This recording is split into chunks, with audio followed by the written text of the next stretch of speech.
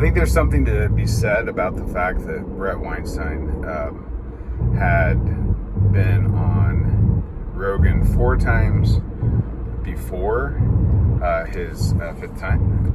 So in terms of who do we listen to, what are truths in the world, I think that with Joe Rogan's followers, as massive as they are, I don't in number, I think they're, what is it, like 5 million, 20 million? I mean, it's something just off the charts. And I'm leaning towards the 20 million. Like I think he's the number one.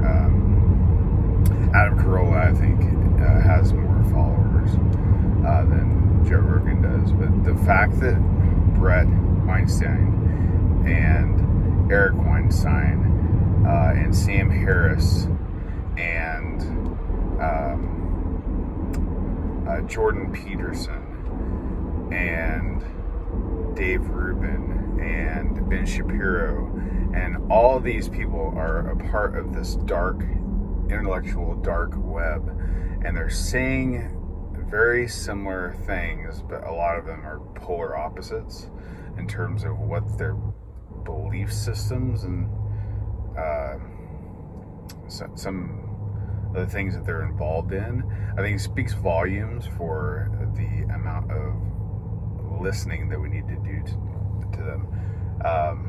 I was just listening to Bret Weinstein, and it's just, he has a lot of logical things that we can pursue in this climate, and I think that it's important to listen to people like Bret and his wife on the Darkhorse podcast, because what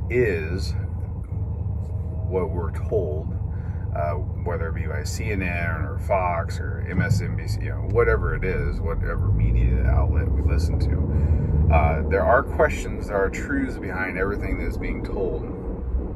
And if we don't understand what those truths are, and we take everything for face value, by the media, spoon-fed, direct feed, direct link into our psyche, is like, we can be manipulated. And at what point do you realize that you are being manipulated is the question. And how do you find the truth on your own? I think Bret Weinstein and this whole group of the intellectual dark web is a good place to start, because there are very many different views that can be very important at this moment right now. So I challenge everyone to actually pull away from your current view, look at the other sides objectively, and make some decisions on what's really going on here, because I don't think that what's going on in the world that we see is really everything that we think it is.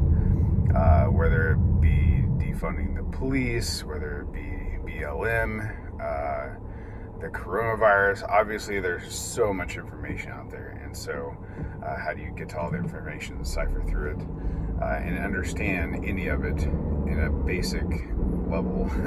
It's really hard. So anyway, I just was listening to Bret and wanted to say that he has a lot of good points in his last 5 episodes talking about everything that's going on. So if you haven't heard him, go for it.